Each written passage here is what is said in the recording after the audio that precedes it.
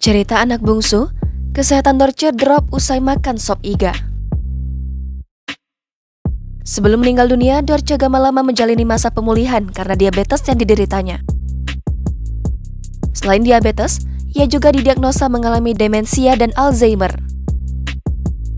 Selama itu, Dorce lebih banyak menghabiskan waktu di rumah untuk beristirahat.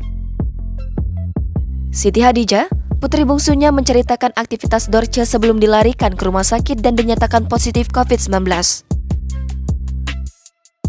Karena suntuk, menurut Hadijah, Dorce keluar rumah dan beli sop iga. Setelah itu, kondisi Dorce lama langsung menurun dan dilarikan ke rumah sakit.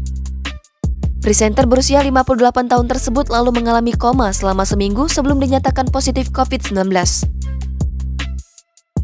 Dorce lama akhirnya menghembuskan nafas terakhirnya di Rumah Sakit Pertamina Simpruk, Rabu 16 Februari 2022. Jenazah Dorce sudah dimakamkan di atas pusara keponakannya, Indra Irawan, di TPU Bantarjati. Sebelumnya, jenazah juga sempat disolatkan di Masjid Al-Hayyu, Lubang Buaya.